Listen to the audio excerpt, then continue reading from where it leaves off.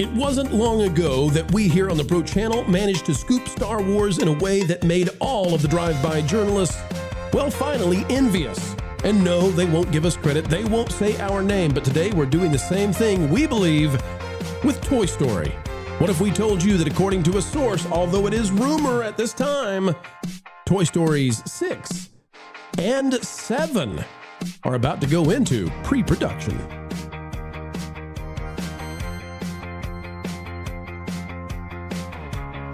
What a day, what a day, what a great time. Ladies and gentlemen, we're thankful every time you come our way. Welcome back yet again to more news brought to you right here on the Pro Channel, and we're aiming for the truth with a capital T. As we dive in, indeed, we need you to click that like button, share, subscribe, and please click it and stick it to the algorithms. It is the notification bell. Ladies and gentlemen, what if we told you that we are hearing Toy Stories 6 and 7 are likely to go into pre-production very, very soon? Tom Hanks, though, is doing a misdirect, we think, and here's what he has to say. IGN covering this.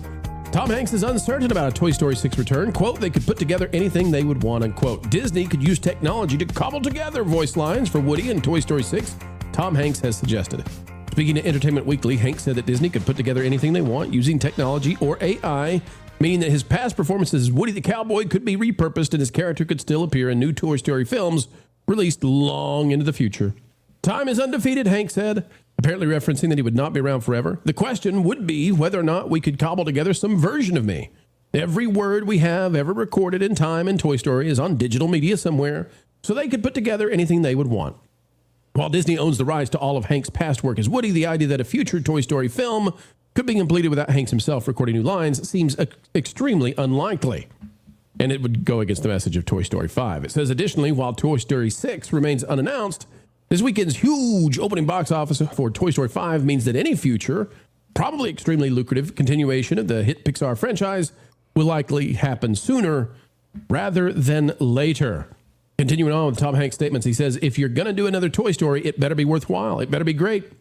You better be examining some theme that is not just dragging it out because people like the title. I mean, it is a huge corporate business without a doubt. I'm not going to discount that, but unless it's good, new, fresh, there's no reason to do it at all. That's Toy Story 5. It is. You're right. Variety is reporting the same thing. Says they might, just use AI to bring him back if he's too old to return. Folks, we're here with an exclusive right now. According to a source we have, and take this with a grain of salt, we are in rumor territory, and we are talking about future products that have not yet went into production. But according to our source we have, it is very likely that this week, Toy Stories 6 and 7 will simultaneously go into pre-production. We are waiting to hear if those get green lit. We do not expect those will be publicly announced when they do.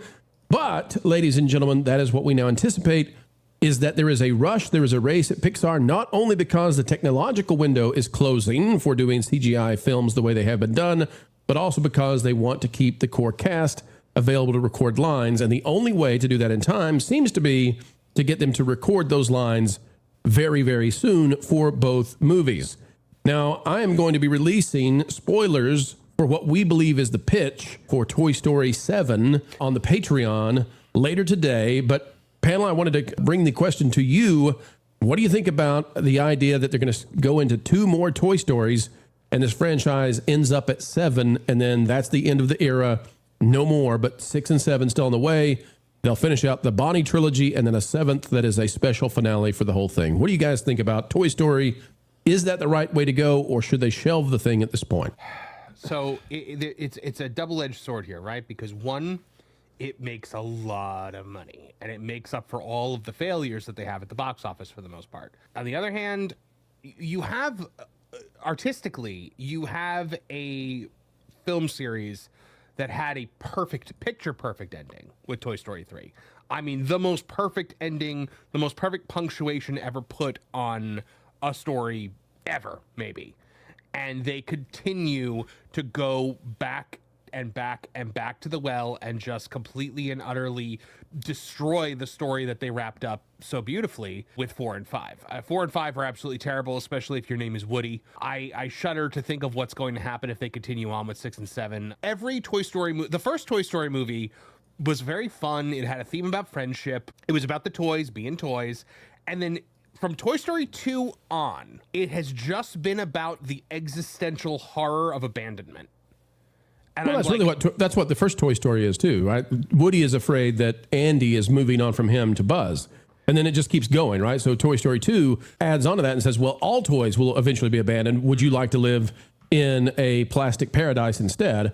And then Toy Story 3, the idea is, hey, every single toy that we have been with is about to be completely abandoned by Andy, and they're going to be in a closet forever. Should you try to find an adventure or stay in the closet? So that was it. And then 4 was just like, well, how about we throw away that concept and go do something completely else and invert the ideas of the original characters. Yeah, I think it's an exhausted franchise at this point, but it's popular. So at the end of the day, if there's a demand, I guess from a shareholder perspective, you have to continue. But from an artistic perspective, maybe try to develop something else. And Blaine, it seems to me that if they're going to get Tom Hanks and Tim Allen to play these characters again, I think they have to. And to some degree, Joan Cusack. I mean, she already sounds older. 97-year-old Joan Cusack. Yeah. So Blaine, it seems to me this is why I give great credibility to this source that's reaching out to us. Makes sense to me that they would go ahead and record the lines for both films and get this thing going. We believe that Toy Story 6 is going to be scheduled for somewhere around 2030. And we believe that Toy Story 7 is going to be scheduled for somewhere around 2032. So Blaine, what do you think about, I mean, they're almost, it's almost a given they'll make $1 billion every time they're released. So how could you not as a company? Well, and that's the thing is, it's like at this point we say that, but we've seen what's happened to even now, granted, they have not sullied the brand to the level that they have Star Wars, but we've seen what's happened to things like Star Wars where you run it too long, people just get tired of it. They don't care. And I think about my kids in mind, where my kids, the only Toy Story movie that has come out during their life was Toy Story 4. They did not care. They did not like that movie. It did not resonate with them. And so this one came out and they're like, whatever. Like, so we're already reaching a point where these younger generations, like, they're not as attached to this brand. So where are we going to be at, 2030 and 2032 with these younger people where they're like, I don't care anymore. Like, that's Blaine, not. do you think this will... Sorry. Go ahead, Marv. No, you're good. I was just going to ask if you think it's a millennial nostalgia thing that's driving it. I think that there is a degree of millennial nostalgia driving it for sure. But also, I mean, we're seeing as well that even though this movie is doing really well, it is not getting the hyper praise that the first 3 films did. I mean, on Criticalist, it's at a 53% right now. People are super divided on it. And our scores still do tend to be a pretty solid metric for where things land. And this is clearly being kind of a middle of the road. People are kind of loving or hating this thing. And so coming off of this one, it's like, even if it does really well monetarily, if the opinions on it are as low as some people have them and as low as they were on 4, where's it going to be, 3-4 years from now? Like, are people even going to care anymore? Yeah, it's the question of resonance, right? So will this hold on, especially once it's streaming? Carol, there's Toy Story 1, 2, and 3, I think is one of the most perfect trilogies ever made. I mean, Lord of the Rings is up there. Star Wars is up there, but Toy Story 3 deserves to be, the 3 deserve to be in that discussion. And now 4 and 5 feel very episodic to me. If you were advising Caro where to go with this, how do you, if you're going to make more and you're going to try to give this a proper send off with 2 finales, what should they do with the toys? Where should this go, you think? Well, I don't even think I would recommend it for movies. I would make it a TV show like what they did with Little Mermaid for the longest time. Mostly because if you take a look at the toys that are being sold, it's none of the new toys that are in these movies right now. And one of the things that comes with movies like this is they want to sell the product. They're just selling the same ones that came with the first one. I think if they made it like a typical show like The Little Mermaid or Aladdin, that might bring in the charming factor that kept the IP going for so long and allow them to kind of expand with ideas and concepts. Because from what I understand with the one that just came out, my first thought was like, that's like a 30-minute episode of some kind of TV show. That's really what it could be summarized to me. But for some reason, we seem to be stuck on this idea that films are the way to go. And I think the other concern I have is that children today aren't attached to toys like we were growing up, because we, I mean, if you take a look in a restaurant, you see kids at a table, they're not playing with toys, they're looking at a tablet. Yep. Right. So, Jonas, what we're hearing is that Andrew Stanton has laid out a roadmap for 6 and 7. They're being very coy about that. I think he said some things that kind of give it away just a wee bit, but they may have a plan for this thing. And I think they're in a race right now, Jonas, not only with the voice actors and trying to make sure they have them, but also technologically. We covered the Adventures of Mary Sue from Josh Dawes, the Disney employee that was fired, and how amazing that looks and how much less it's going to cost. Anybody's going to be able to make these movies very, very soon. And so I think that's partly why they're having to move so quickly. What are your thoughts there, Jonas, about all of these timelines collapsing for what they can do and for this era ending? I think if there's a way to do it without any soul for as cheaply as possible and as quickly as possible, Disney will find the way to do that. It's been an amazing thing watching this company that used to be innovators, not just technologically, but more importantly in storytelling, that somehow they can make these things that are revolutionary, but at the same time, timeless. The fact that people can go back and watch the original Toy Story and it's still a good movie. When it comes down to it, the Adventures of Mary Sue, I appreciate the idea of this, and I love that Josh is doing it. He's not making something that's supposed to be standing the test of time, but unless Mary Sue has elements that are timeless instead of this commentary on the current malaise that we're all in, this is going to read like the Adventures of Spin and Marty from back in the day, where ranches were big. So we're going to talk about the Adventures of Spin and Marty. But the point here, Jonas, is this is technologically on par with Pixar, especially if it's upscaled to 8K. Yeah, technologically on scale with Pixar. Yeah. They still need the master storytellers in charge of it. And unfortunately, the master storytellers have all left the building or been asked to leave at Disney. If John Lasseter was in charge of this, that's great. If Andrew Stanton is in charge of it, he's very talented. He's the reason that Finding Dory wasn't just Finding Nemo 2. It was actually a really good story.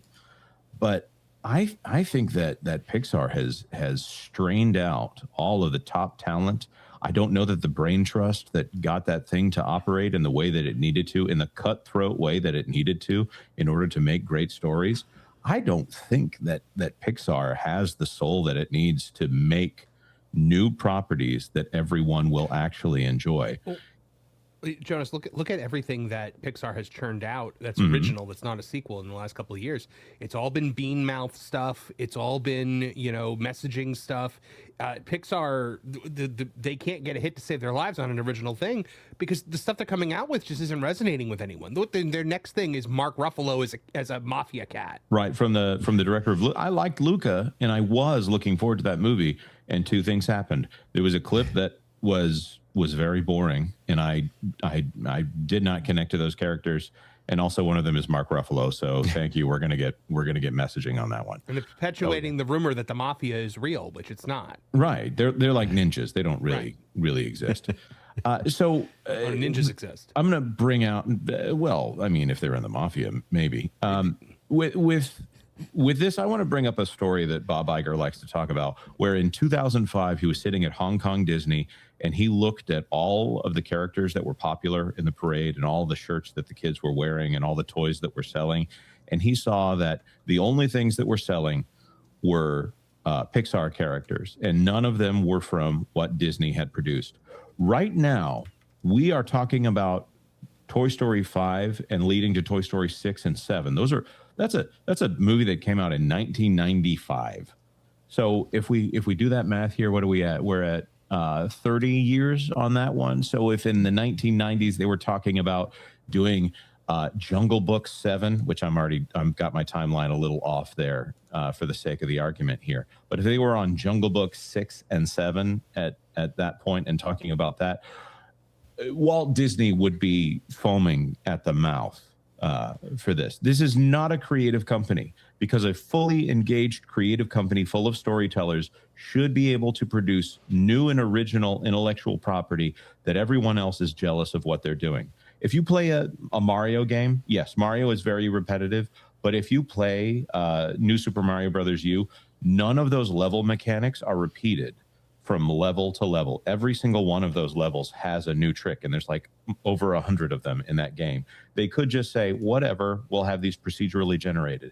The care and the innovation and the creativity is what makes Disney special. And Toy Story 6 and 7, well, maybe they'll have some creativity in there, but it's not the same thing. This company is regurgitating the same thing over and over and over again. It's a copy of a copy of a copy. Toy Story 6 is, or what's this last one, 5? Sounds like it's a retelling of Toy Story 1 from the girl's perspective. And that's a boring way to do it. I'm not interested in this. I'll go because my kids want to go. I can't believe I'm looking forward to Minions and Monsters so much more than I'm looking forward to going to see Toy Story 5. What are you doing, Disney? Yeah, that's a great question. Oh, do you think it has something to do with them trying to keep rights to their property? Well, I think they own it, lock, stock, and barrel. At this point, I mean, is it John Lasseter that owns this one? So I thought it had like a 70-year lapse or something like that. I think with this, since it fully originated within the corporation, that's just it. They just own it for until the copyright completely lapses. So if we go by the previous counter, I think they got another 70 years or something. Yeah, but they, you know, if you wondered, like, why do they keep doing redesigns of Donald Duck or Mickey Mouse? It's because they're constantly refreshing these, because each new refresh resets the clock for that particular refresh. So it makes it very difficult for people to use these IPs. I just want to say, folks, if you'd be interested in hearing what we believe will be in Toy Story 7, go check out the Patreon later today. It's www.patreon.com/WDW Pro. You can be spoiled 6 years early, so long as changes don't happen. We're going to make our best guess and stab based on what the leak has told us, and take it with a grain of salt. But that's where we'll have it, folks, and that's where we're leaving this part of the story. You tell us, do you think Toy Story 4 and 5 are on the same level as the others? And how much damage did it do to the brand losing John Lasseter? Because gosh darn it, the man just hugged too much. Well, it's been a good time. It's been a great time, folks. It's been a groovy time even. Keeping the Holly Weirds in line. We know them better than they know themselves. As we say goodbye, folks, please consider clicking that like button, drop a comment down below, and join the community dialogue today. Until the next time, we say it every time. Keep learning, keep growing, and as always, keep having fun.